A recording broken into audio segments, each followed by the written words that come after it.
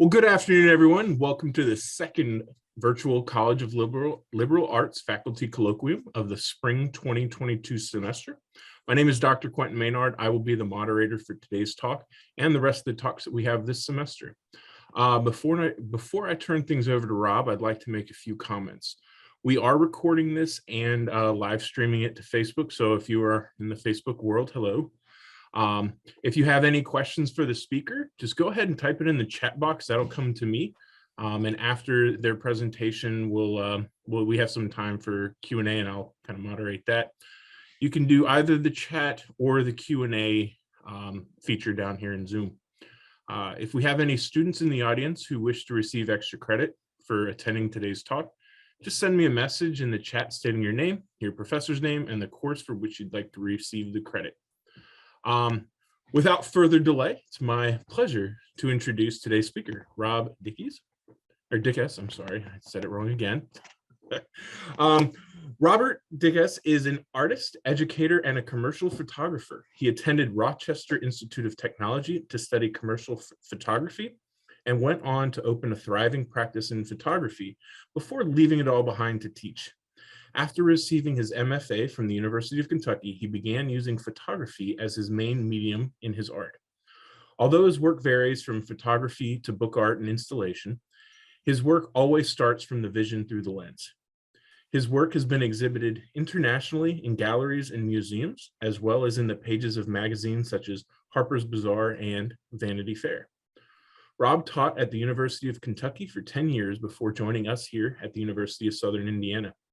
His art is inspired by his conversations with students, family, and friends.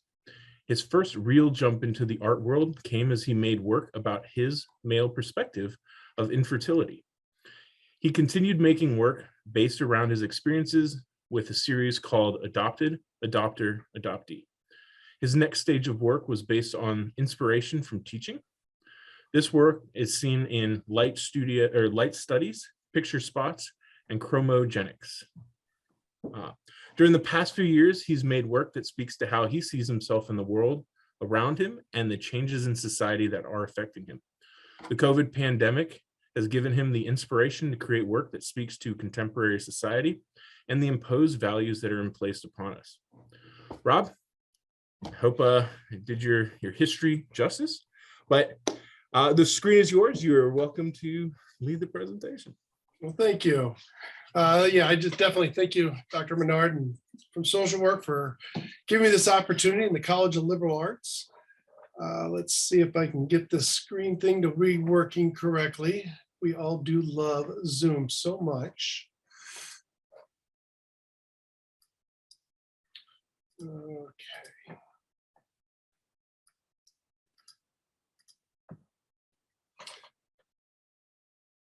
There we go. My name is Rob Dickies, and this is my fourth year here at USI. I was lucky enough to receive an early faculty career grant last summer to help me start this new series of work called America Revisited. I know in many of these lectures, we're used to people that are doing a different kind of research, but as an artist, what we do for our research is create our own visual content and figure out how we want to talk about the world around us. So what happened to me is during the lockdown of COVID, many of us remember the depressing get sent home, lock yourself into a door and try to figure out how to have a conversation with students online. And I love the classroom so much. And during this time, it was depressing. Most of us were running into this. And I started looking at other artists for inspiration on how to get myself out of depression. And I came to Edward Hopper. This is one of his more famous images, Nighthawks. One of the things I loved about Hopper is he put such a view of the sad world in front of you, kind of isolation. And all of his paintings really just kind of took with me because they were what I was feeling at the time. I felt isolated and alone. Even though I had a family and I was seeing that family every day, I still felt isolated. I didn't have my friends, my colleagues, my students. And so I started wanting to try to make work on this, but it just wasn't anything that I liked. If you've ever met an artist, you probably have heard them say that most of what they make are things that they don't like. And it takes a while to get into figuring out what it is that you really need to make or want to make. So I kept trying to work on this stuff. And finally, what had happened was, after many conversations with family, come that summer of 2020, we started going back to my in-laws back in Kentucky and spending time with them out on the lake. And we have very different political views. And in some of these viewpoints, we started really kind of looking at where America was and what was happening within our country. And these conversations led me to thinking in some new ways. I think one of the biggest things was hearing the comments like, "When I was young," or "Do you remember when?" And these kind of comments started resonating with me and making me think a little bit more and more. It ended up leading to, I was helping my brother and sister-in-law remodel a cabin that summer. And my sister-in-law came across this painting. This is a very famous painting of Christmas in New England, one of Rockwell's famed landscape pieces that he had done. And I started looking at this and thinking about all the comments and all the conversations, and it got me wanting to look at who Norman Rockwell really was. Now, Rockwell's a really interesting person. I think one of the things that I loved about Rockwell was his viewpoint on society really took a New England middle class, white Christian perspective on what life was. He really painted life through kind of rose-colored glasses in creating work for Saturday Evening Post and many other magazines. He was probably one of the most prolific illustrators and painters of our time, to say the least. Excuse me. So as I kept looking at his work and I kept thinking about what his work was, and these comments to what life might have been like or what it was like back when and all that, one of the things I kept seeing in his images were his own interpretation of the 1940s and 50s and 60s. And it got me really wanting to think and create work about what is it to live today? What does the 2000s and 20s look like? What does it look like in a very dynamic or explosive political climate? What does it look like when we're looking at racial tension across our country for not the first time, not even the second or third time, but mass marches and everything that are, talking about equality? What does it look like when we are still talking about things like the rights of women and equal pay and all that? So that's where it started leading me to think about what kind of images might I want to make. Now, Rockwell's work both was illustrative and painting. I think one of the fun things about his work is it started from photography, believe it or not. Most of his work was working with a close friend of his, and they would photograph different individuals, sometimes on location, sometimes just in the studio. And then Rockwell would put these together as his own paintings and illustrations. He would go through many different drafts. So here's an example of after the prom and photographing the individuals that he was thinking about putting into the shot. I even enjoy that if you look here at one of these middle images, the male model is actually now using a reflector to help add some light into the light of the female model. And so knowing that he's not going to be used in that shot. Rockwell then would pencil these out, do charcoal, take it a little bit further into ink, and then finally he would make an illustration. Sometimes it would be both an illustration as well as a painting. Most of the time, oil paintings. So this was kind of his own process of work. Most of the pencil work and charcoal work typically got thrown away early on. Some of the ink work would get saved, and it wouldn't be until he would get to his illustration and paintings would he sign it, and this would be considered more finalized work or reproduced work. So this is where he ends up.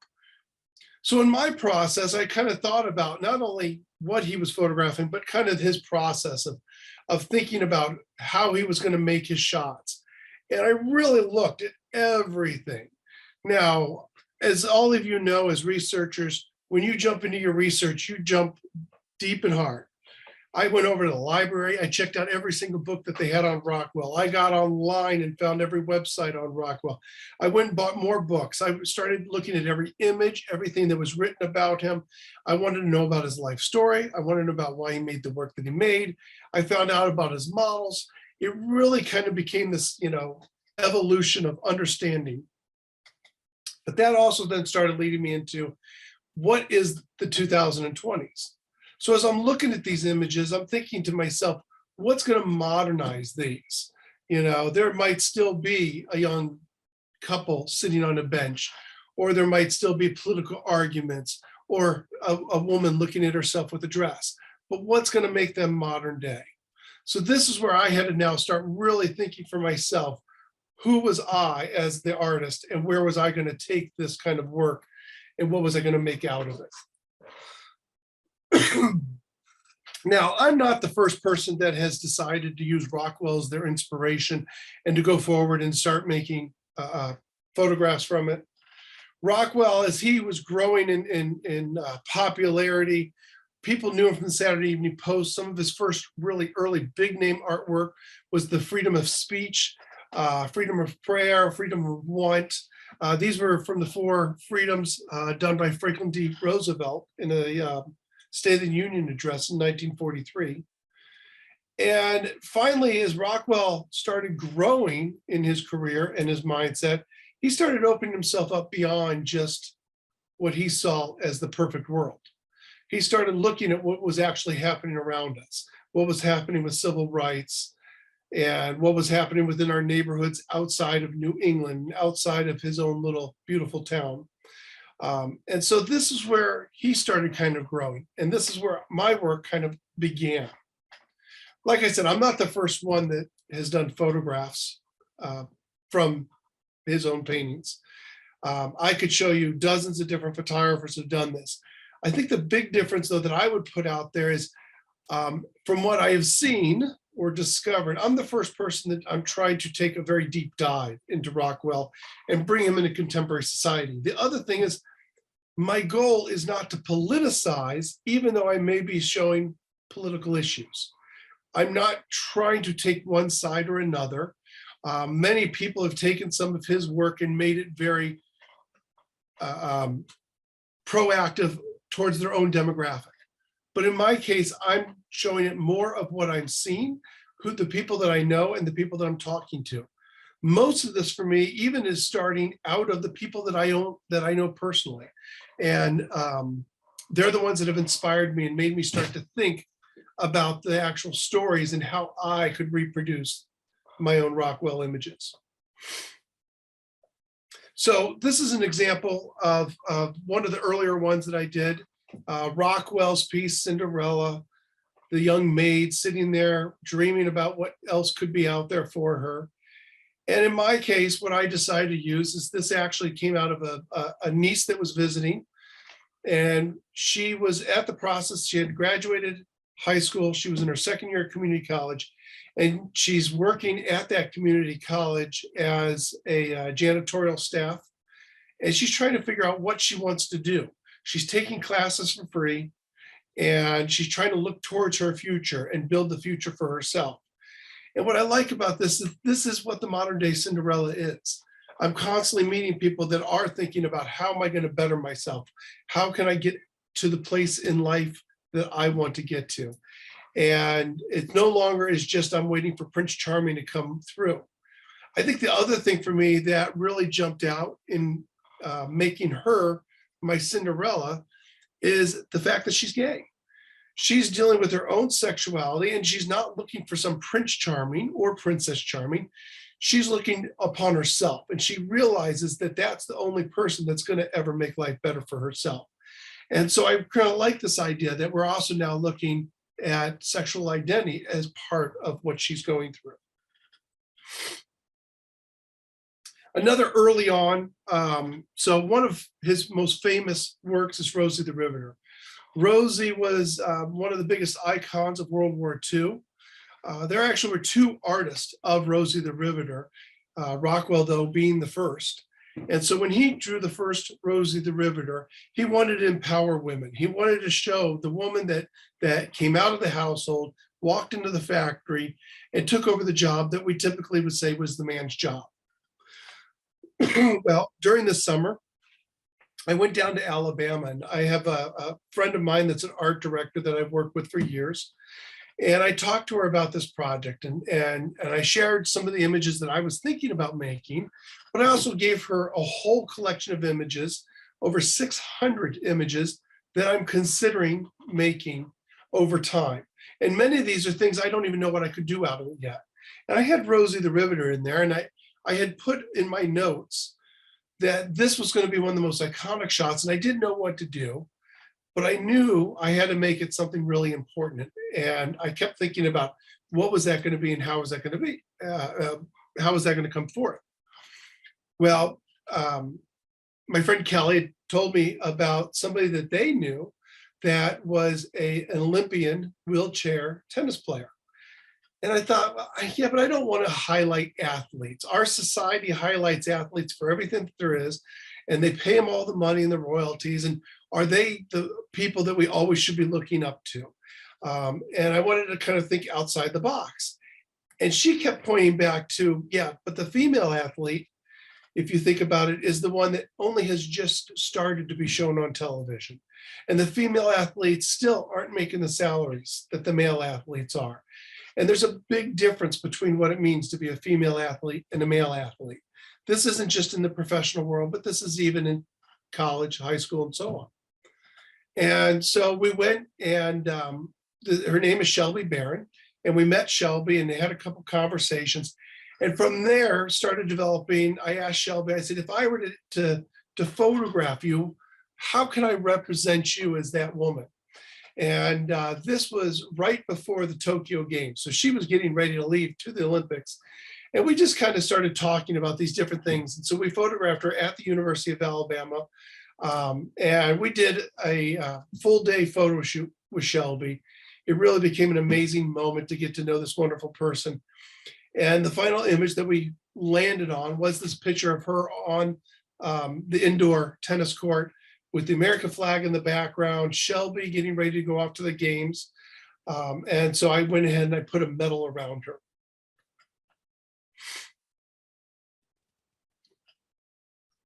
Now, I make all kinds of different images, and I've already kind of been attacked a little bit for this one. Again, I don't really want to take political sides. Obviously, with everything that happened with the election and everything that happened last January at Congress, it really did get me thinking a lot about different ideas of how people are interpreting the law, how people are interpreting elections, and all that kind of stuff. Many of my conversations that I had were with a lot of very right-wing individuals who would say things like the election stolen and just had different viewpoints maybe than myself. Well, one of the individuals that I'd gotten to know actually told me at one point, he said, well, you know, the news makes out the Proud Boys to be the worst thing in the world. And he said, I wanted you to know I'm actually a Proud Boy. And I was surprised. I didn't realize this individual that was a close friend of mine actually saw himself as a Proud Boy and associated himself that way. And so this then became a weekend project. I went to his home and to visit with him. And we just had long conversations about what does it mean?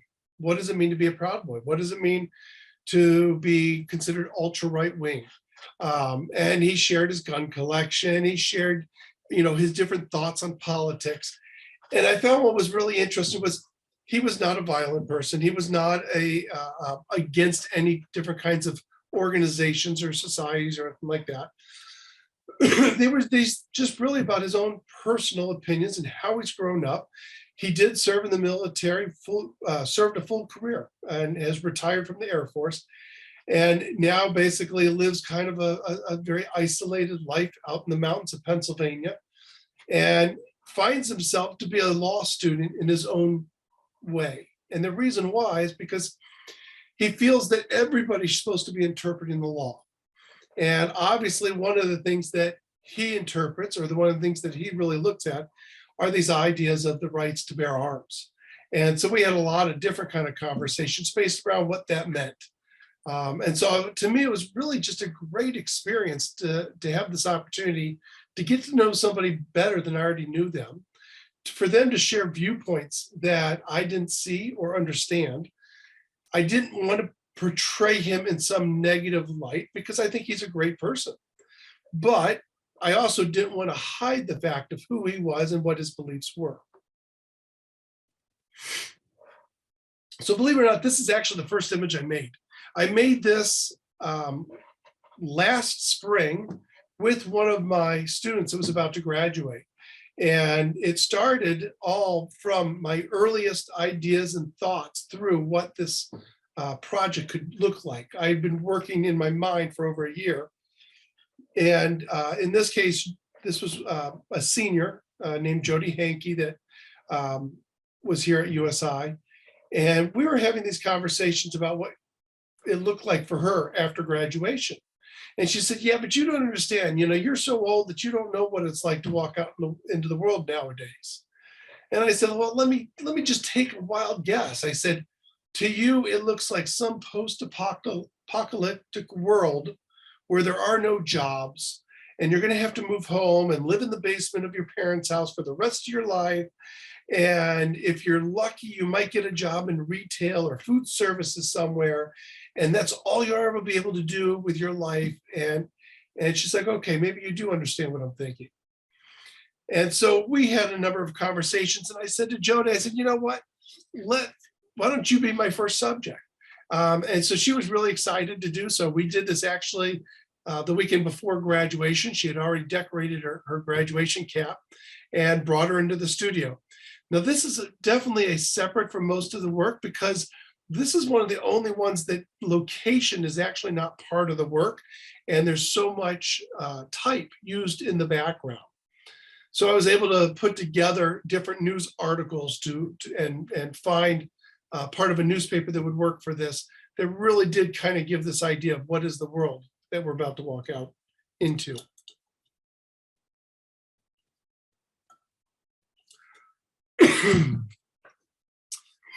So, like I said, all of this work began working with just people I knew, which that's not an uncommon thing for artists, because we thrive from those that are around us.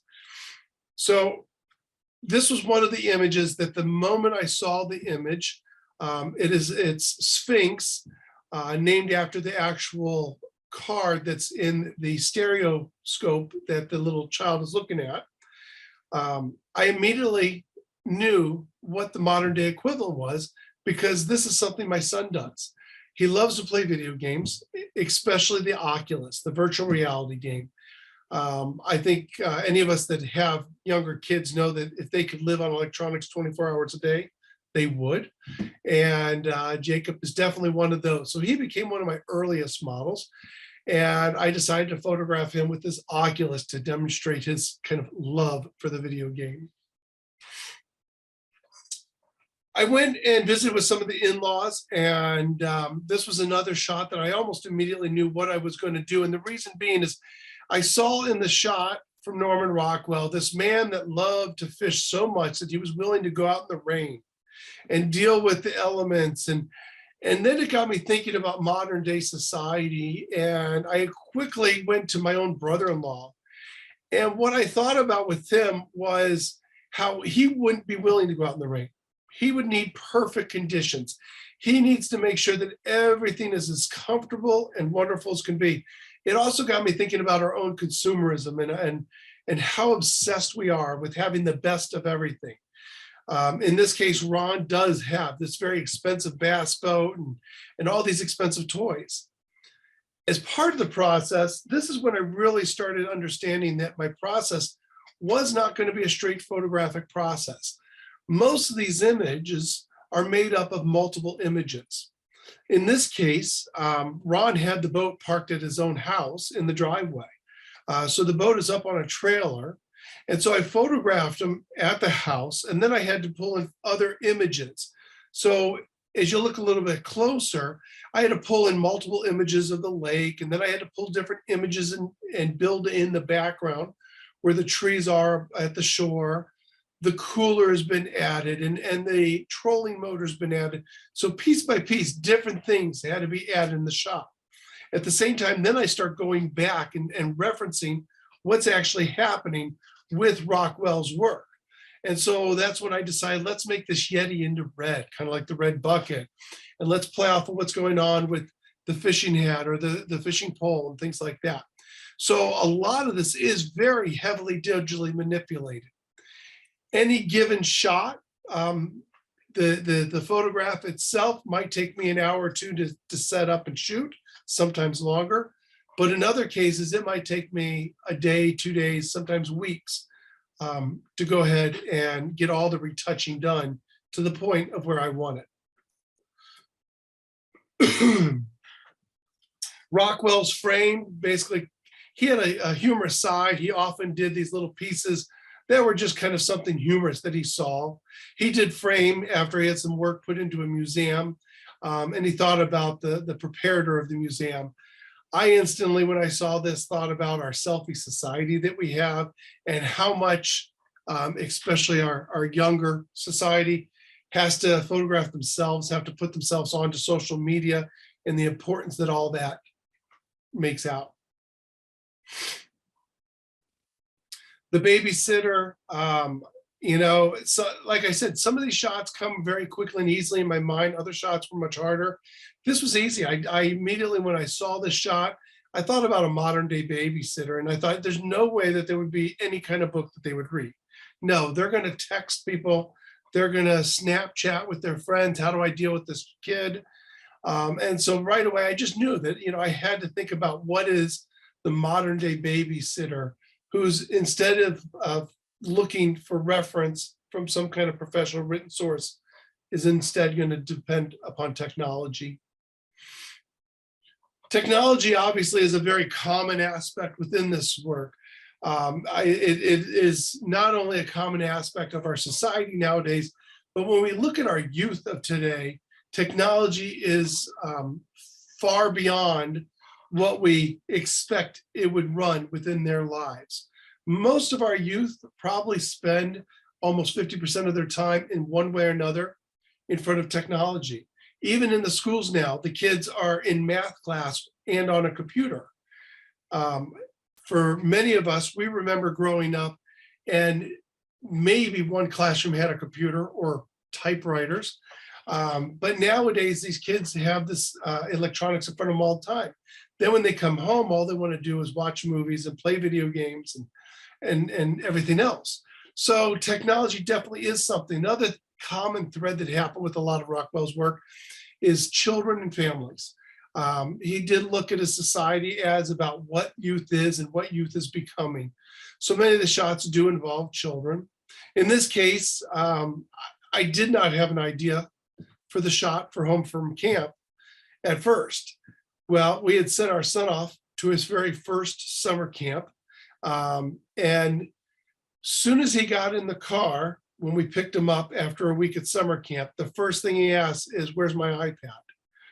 He needed his electronics almost immediate. And it really kind of shocked me. Like, you just had that experience of being out in the wilderness for a week. And now the thing you care most about is back to the electronics.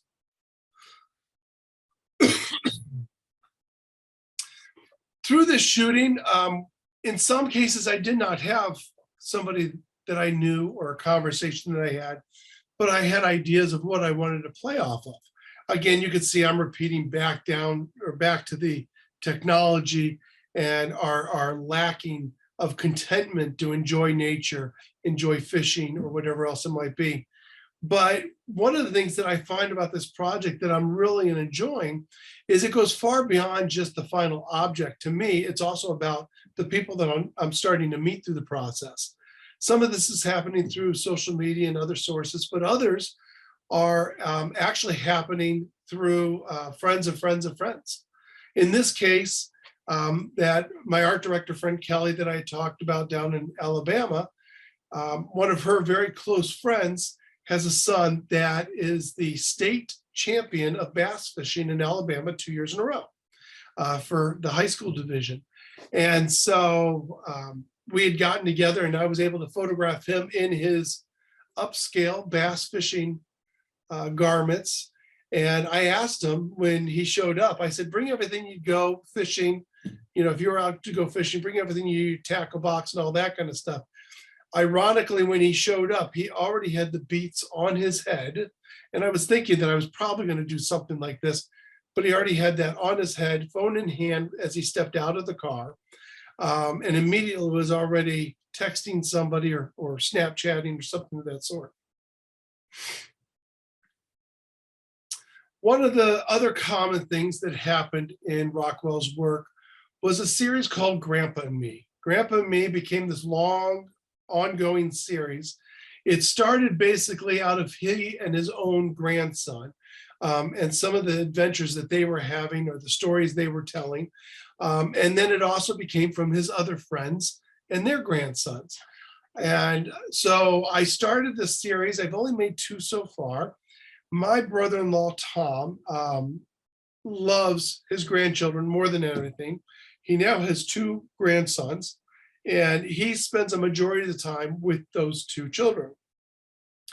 They live next door to them, so the kids are actually over at Grandma and Grandpa's house probably 50% of their time.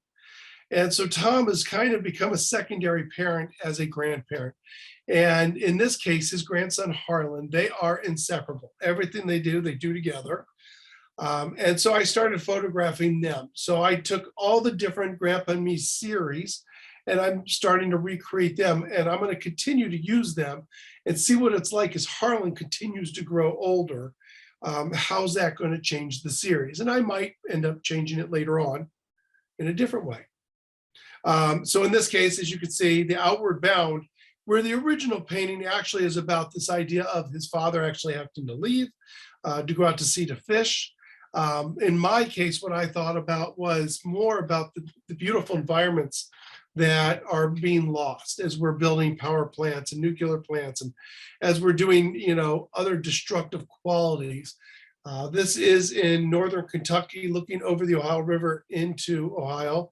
And not only do we have the break in the beautiful trees and the landscape, but also the ugly brownness of the Ohio River and that kind of dirtiness that our environment has become. In this case, this was definitely one that I knew right away what I was going to run with, because I could see these 2 guys going out for their fishing trip, which they do often. But the humor about it was, now it's too much work to walk the 1/4 mile down the property to get down to the creek. Instead, they take their quad runners and hurry down. And yes, that actually is Harlan's his very own quad.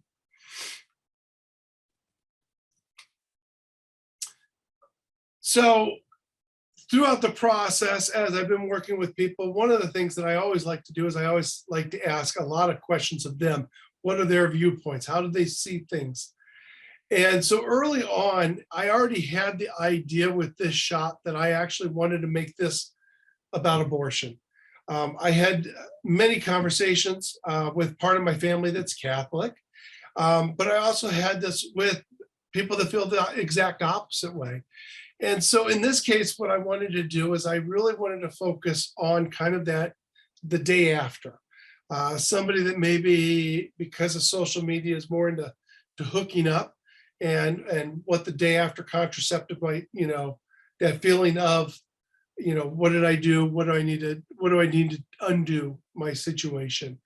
And so in this case, working with the particular model that I had worked with, she and I had a lot of conversations, and what came out was, well, there was one time when, and that one time when became a let's recreate what your situation was. How can we visually build this back together?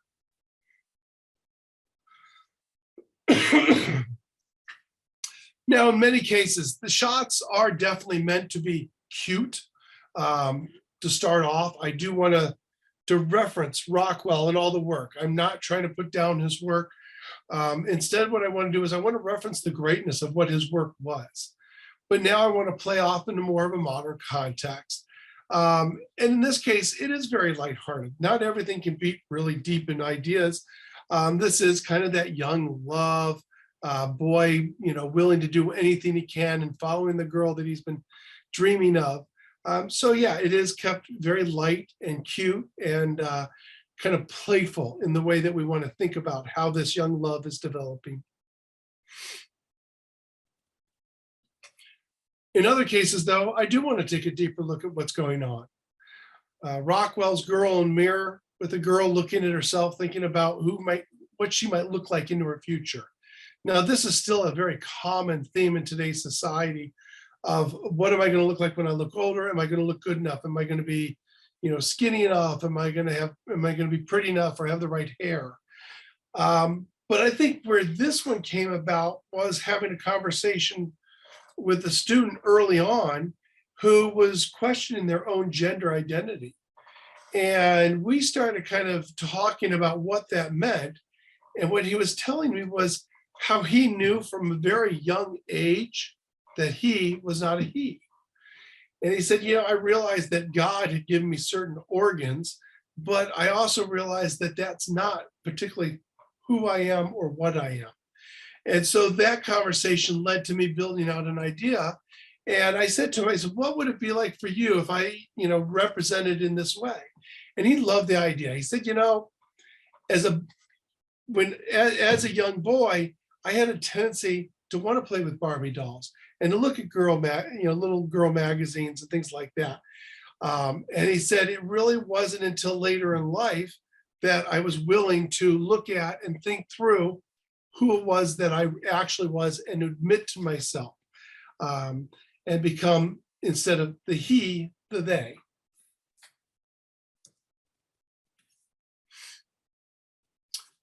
So take your medicine. Actually, I've got two images. I only show one here. And I think in a larger setting, I definitely would be showing two separate images because I think there are different issues that are going on. This is another one that I kind of return to the idea of family. And what I've solved with this one early on, I realized with his take your medicine, he's dealing with a sick child. But what I thought about in nowadays society is how much we over-medicate our children for every little thing. ADHD is now basically a pill that is popped in every elementary school. Almost 50% of our students are taking this. But at the same time, the amount of processed food and sugar food that we give our young children has grown so much that the question might have to be, what are we doing? Are we actually medicating for our laziness in our cooking? So as I built out this picture, it was about ideas of ADHD and other medications that we do for our children, but it also was thinking through things such as the processed foods, the sugars, the overconsumption that we have within our society. My other image that I don't show here that I have done, I have not completed it, that's why I'm not showing it, is a reverse action, which is now a child feeding their elderly parent the medication. Because one of the things that's going on so much in our society is we're over-medicating our elderly. So I want to look at this idea of how much we're over-medicating our elderly, so much to say that they can't even recognize what pills they're taking and that they're taking pills to counteract the pills that they're taking. You can see in all these shots, they're very detailed. There's a lot of extra little information. So when you look around, it's not just about, say, the drugs that are in there, but you also see the sugar and all that. And then finally, notice how beautiful a day it is outside.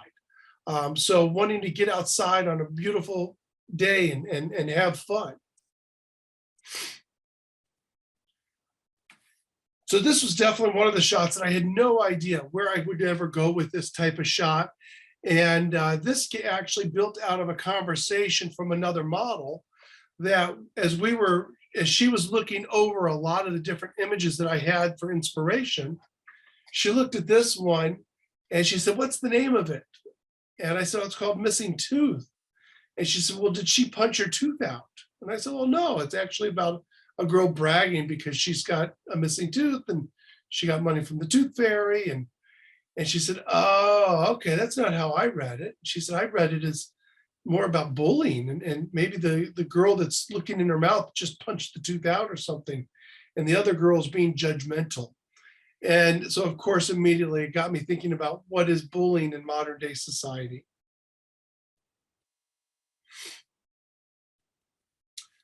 In some cases, obvious. The sleeping scholar, what does it look like in our Zoom society?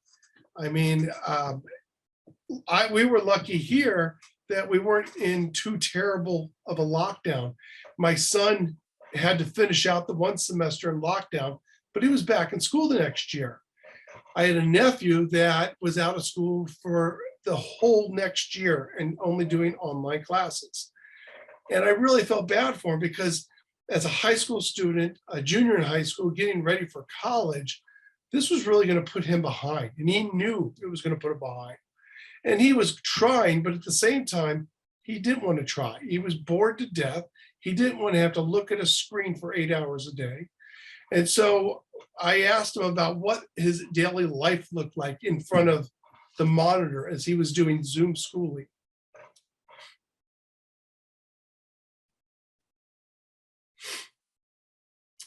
My friend Kelly, one of the early shots, this was one that she right away said, oh, I've got the shot for you. And she said her daughter had just gotten married about a year before, I think it was.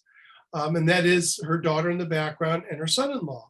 And she said, well, you know, my son-in-law's parents are extremely religious and extremely conservative and extremely judgmental. And she said, we have to recreate the shot using her and playing off of this kind of judgmentality. And I said, well, I like that shot. But as we talked about it more and more, I said, well, now we have to look at this kind of what is the difference between a public display of affection nowadays compared to the 1950s. Nowadays, it's not uncommon to be walking through the park and to see people practically having sex in the park compared to back then where a kiss would be offensive in a park setting. I had a job, basically came straight from the image itself. Instead of using the Boy Scout, I wanted to use the representation of those that have served and have lost and now are living out on the streets. This idea came as I was actually helping out with the homeless shelter. And I knew right away it was an easy shot that I wanted to get to play off of, instead of being ready to serve and do a job, those that have served and can't have or haven't had jobs. Of course, I needed to look into what was happening in the news and around us.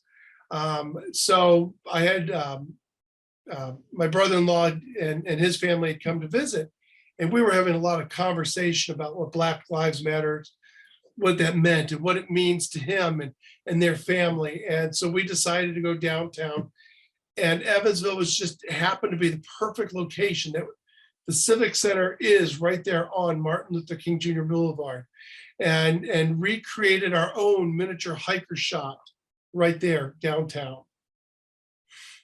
Another one of our shots we recreated during this time was the Art Connoisseur. You know, I call this one the Art Connoisseur white privilege. And it really is about this kind of idea of the privilege that's going on in our society, especially in the art world. The art world has always been controlled by white society. This is Ashley. Ashley is a mixed race, gender identity, sexual identity, you know, a little bit of everything. And what I really enjoyed is she had just graduated with her own art degree. And I asked her about where she wanted to go with that and what that meant to her. And she said, well, the problem was the art world is so white controlled, where can she even go to it? The label even put into it, it's hard to see, but it's basically called white privilege. And it's got David Duke's name on it. And the reason why, for those who remember David Duke, leader of the Ku Klux Klan back in the 60s and 70s, he actually was an avid art collector. And so I wanted to kind of play off of this idea of somebody that was that racist being the art collector.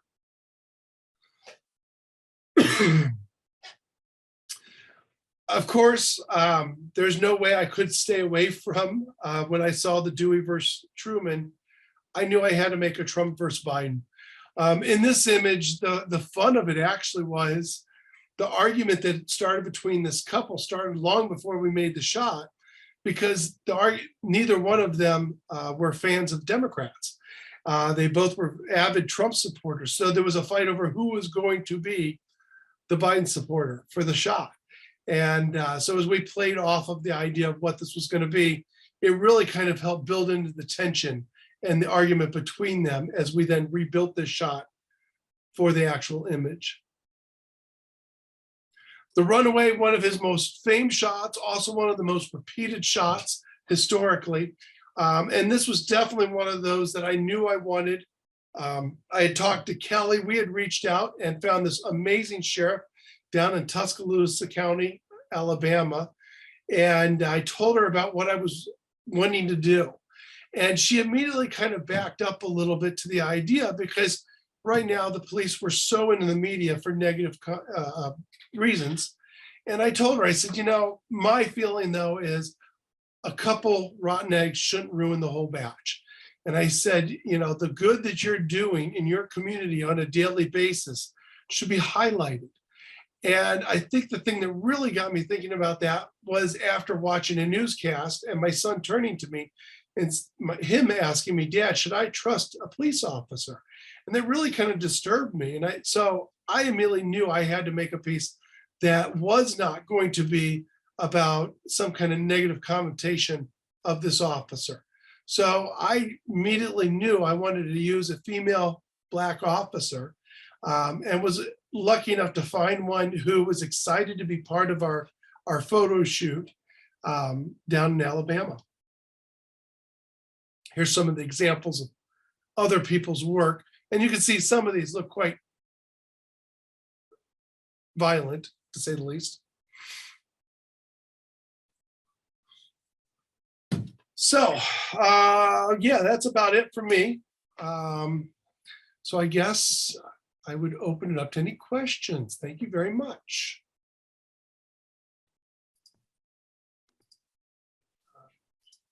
All right. So if anyone has any questions, go ahead and type it in the chat or the Q&A and I will read them. As we're waiting for those to come through, I'll just make a quick comment. I lived in Tuscaloosa for a while, and when you sent the picture, the Runaway, I was like, man, that looks like City Cafe. And that is City Cafe. I saw the picture, the name on the, yeah. So I just thought that was, I was not expecting that. Yep. If you know City Cafe, you probably even know the waitress, because I guess she has been at that cafe for 20 some years. I don't know the last time I've been there, but yeah, that's hilarious. That was, I was like, no way. I was kind of excited when we went there, and Kelly told me all about, if anybody from Tuscaloosa will know City Cafe. Yeah. And I was thinking in my mind, this really fancy, and we go into this little kind of dive cafe, and it has the most wonderful food. And yeah, so to me, it really kind of embodied what Norman Rockwell was doing in his work automatically. This piece now actually, we ended up blowing up large, and it actually hangs up in the cafe. Oh, awesome. There's actually a question. It says, can you show, I'm scrolling way too fast, the police officer, so the Runaway picture with the 6 images again? Oh, absolutely. Let me.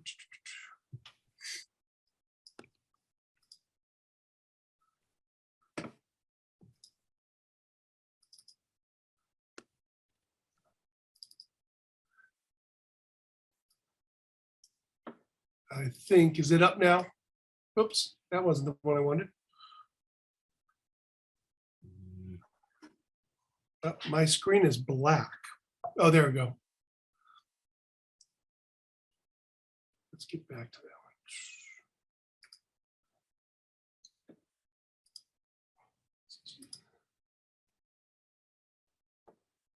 Is that showing? There it goes. Is that showing for you? Yep. Okay. So one of the most recent people that has been redoing some Rockwell work about 3 years ago is Pops Patterson. He's an artist out of New York. And he's done about 8 different pieces of Rockwell. And he's actually considered kind of one of the people that's done the most. And to give you an idea, I'm now on 40 some pieces. Nice. So we have another question. It says, you mentioned having quite a few images in mind to recreate. What will you do with all of them? Well, I'll recreate them. So as an artist, then what I do is I put them out for exhibition. So this work has been exhibiting. To give you an idea, earlier in the year, there was a solo show already up at Valparaiso University in Northern Indiana.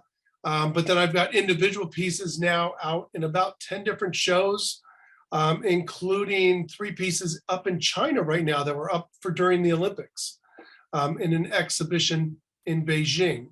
Now, after I saw everything that was how much they were in lockdown, I doubt anybody got to see it. That's okay. I have also been talking to the Norman Rockwell Museum, and they've stated that they're really interested in doing a solo exhibition where my work would be right along Norman Rockwell's work. So we're holding off on that. I told them I would like to get at least 2 to 3 years into the process before I'm ready to, go after something like that. But the final pieces actually are printed much larger. They're printed up at 24-inch by 30-inch, and then they're embedded in resin and put onto wood panels for museum settings. All right. And someone raised their hand, so I'm going to guess that they want to speak. So Shannon, I think that says Pritchard. I'm going to allow you to chat or talk. Can you hear me? We can. Oh, yay. Rob, I just wanted to comment on your images. I'm just really taken by how how Norman Rockwell's subjects, the way that you've transformed them into a modern context is really pretty profound in ways that are, kind of speak to current issues so well. And like, I was really struck by not only this one that's on the screen, but also the one where I think I don't know if it's your grandfather or somebody's your brother-in-law, but kind of looking out over the river, with the big smokestacks in contrast. Yeah, exactly. That outward bound, and just sort of how perennial those subjects are, with grandfather and son, but then put into this context, which really just, I think, brings a lot more, kind of content and, issues for deeper conversations. I just really think it's really, it's very cool what you've been doing. Well, thank you. All right. And another comment came through is, will you do any more realistic images of the 4 freedoms?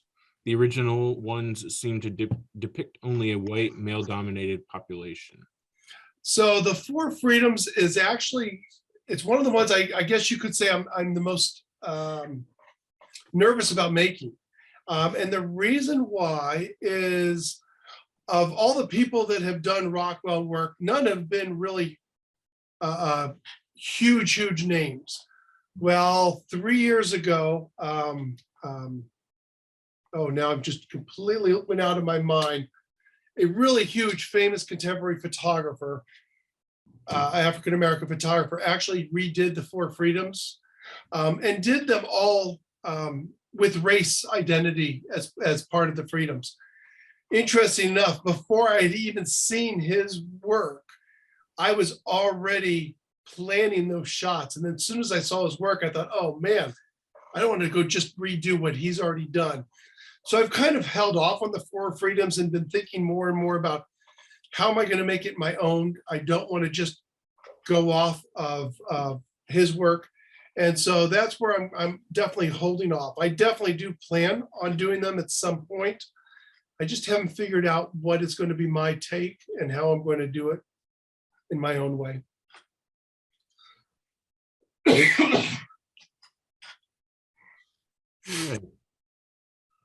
I don't see any other questions coming through. I'll give a second. Oh, I lied. There's, as I said that. When posted, Rockwell is also pretty well known for his self-portraits. I know you've showed one, but do you plan on others? Well, yeah, I do plan on doing some self-portraits. I say that with humor.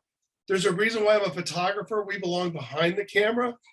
But I always tell my students in a photo class that you should never ask somebody to do for you in front of your camera that you don't do yourself. So I do plan.